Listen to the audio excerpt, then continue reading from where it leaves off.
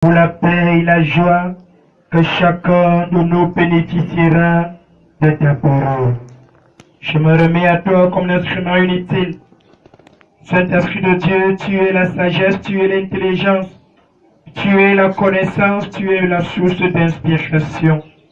Au moment où je me recommande entre tes mains, parce que je suis faible au Saint-Esprit de Dieu et je veux que toi-même tu prennes la relève afin que ton peuple, Seigneur, parte de ce lieu ayant une nouvelle connaissance éternelle dans leur cœur. Que ce ne soit pas seulement nous qui sommes là. Fais mention, Seigneur, de tous tes enfants, même ceux qui n'ont pas pu être là. Seigneur, multiplie les stratégies et les mobiles qui les permettront, Seigneur, de recevoir la même connaissance. Merci, Seigneur, parce que ta présence, ô Dieu, est au-dessus de toute autre présence. Que ton nom soit glorifié, que ton nom soit élevé. C'est au nom de Jésus-Christ, notre Père et Seigneur, nous te prions. Amen.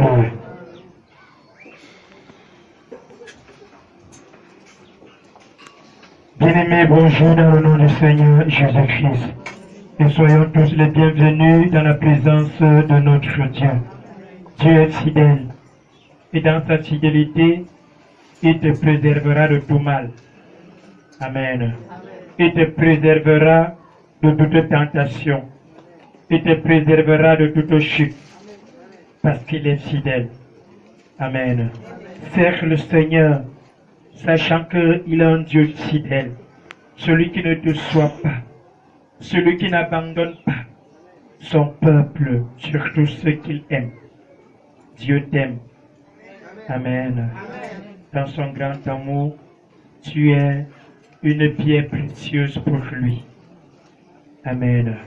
Nous rendons grâce à ce grand Dieu pour cet amour. Nous rendons aussi grâce à ce grand Dieu parce qu'il nous a rendus disposés et disponibles pour passer ensemble une nuit dans la prière en faveur de notre nation. Amen. Continue à le faire. Vendredi prochain, nous devrons encore nous retrouver plus nombreux que vendredi passé. Amen. Parce qu'il est question que nous implorons davantage la miséricorde de notre Dieu jusqu'au moment où notre nation sera délivrée et libérée. Amen. Dieu t'aime. Nous allons tous ensemble partager ce thème, le respect de l'autorité.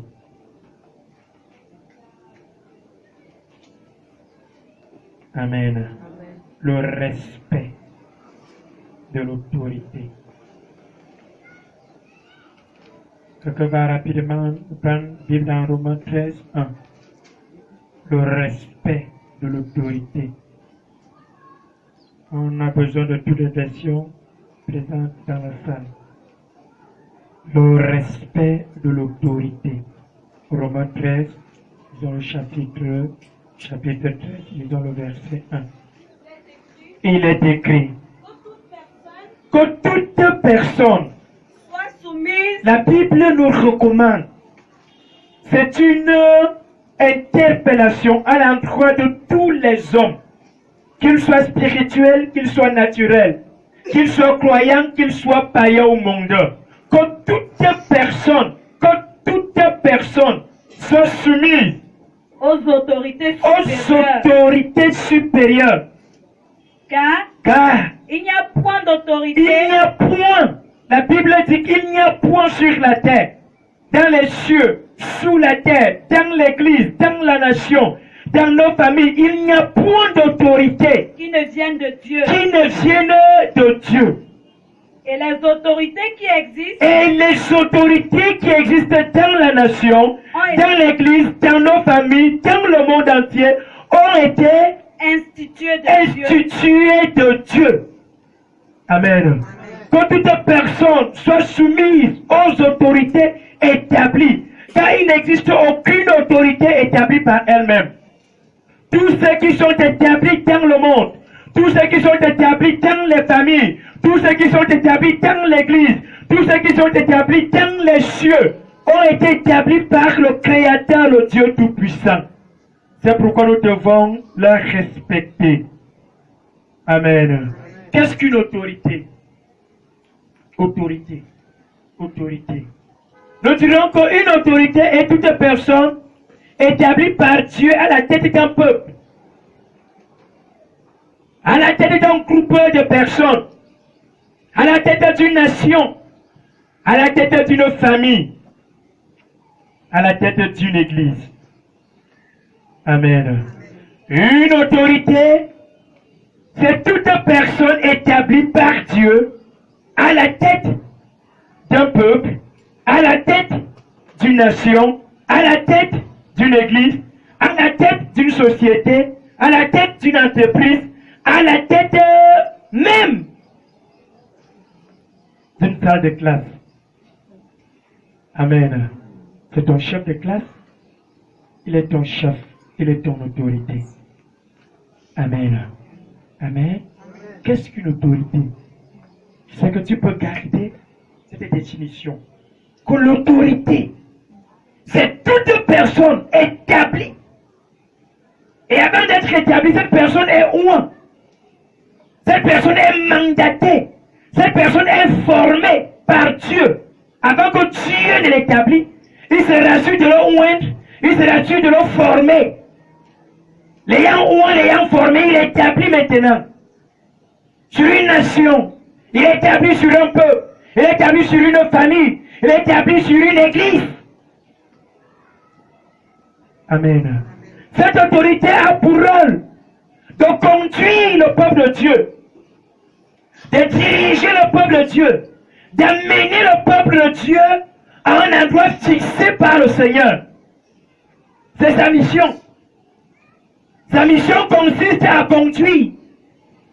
Sa mission consiste à amener le peuple de Dieu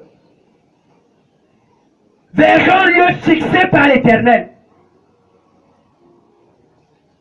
Amen. Mais ça, sur qui l'autorité est établie, ignore parfois sa mission, qui est de les conduire, de les orienter, de les amener quelque part pour leur bonheur. Amen. Prenons 1 Timothée 3, verset 1. Notre personne va prendre 1 Pierre 2, 13 à 14. Une autorité est toute personne établie à la tête d'un peuple, d'un groupe de personnes, d'une nation, d'une église. Et toute personne dans la nation, dans l'église, dans le monde, dans la famille, doit reconnaître l'autorité qui est établie dans cette église, qui est la tête de cette église, qui est la tête de cette nation, qui est la tête de cette famille, qui est la tête de ce groupe, qui est la tête de ce ministère. Toute personne doit savoir. Quand tu entres quelque part, ta première préoccupation consiste à savoir les personnes établies à cet endroit-là pour éviter le désordre. Amen. Amen. Tite 3, 1. 2 ou 3 versions, s'il vous plaît. Tite 3, verset 1. Ils sont un peu rapides. Le protocole est souvent dangereux avec le temps. Amen. Amen. Ils sont à leur poste. Tite 3, 1, merci. Il est écrit. Il est écrit. Rappelle-leur Rappelle-leur d'être soumis et soumise aux magistrats et aux autorités.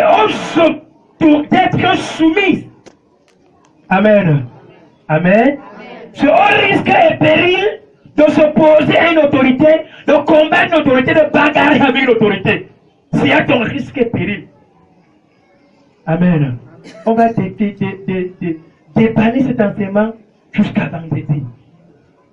On parle un peu. Amen. Rappel, c'est un rappel. L'Église est appelée à vous rappeler. L'Église est appelée à vous enseigner, à vous instruire. L'Église est appelée à vous ramener à l'autre. Dans vos lieux de service, dans vos familles, dans ton foyer. Amen. Amen. Quand tu entres dans un foyer, si tu es une femme, tu dois d'abord te dire que sur ma tête, c'est l'homme qui est établi. Amen. Si dans ta famille tu étais autoritaire, Dans ta famille, tu étais le chef de famille. Tu parlais aux hommes comme tu voulais. Mais quand tu entres dans un foyer, dis-toi que ton autorité s'arrête là où l'autorité de ton mari commence. Amen.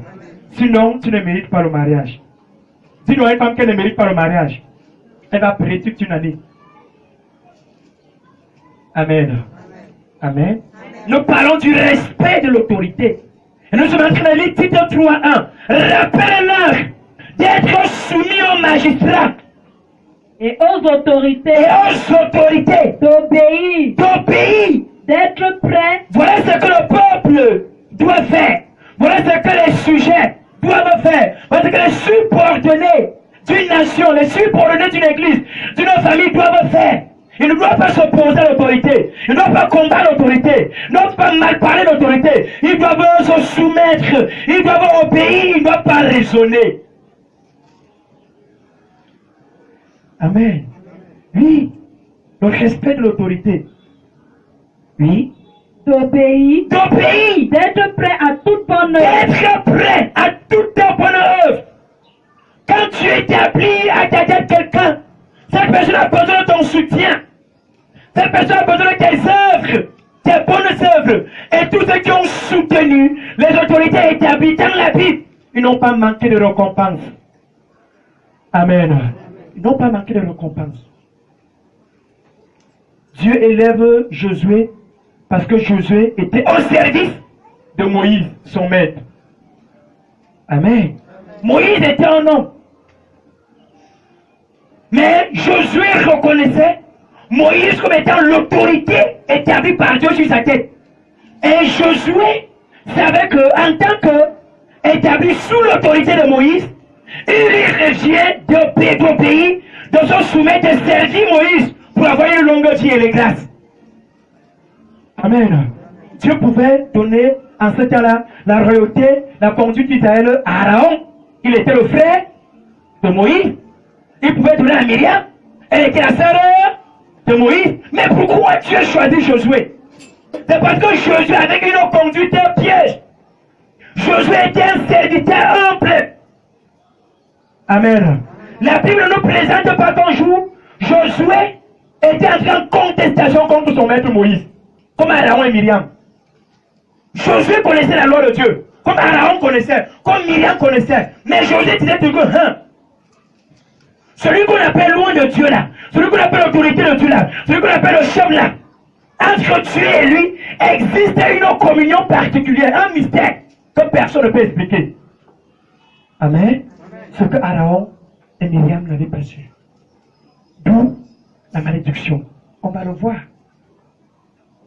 Amen. Alors quand Dieu donc décide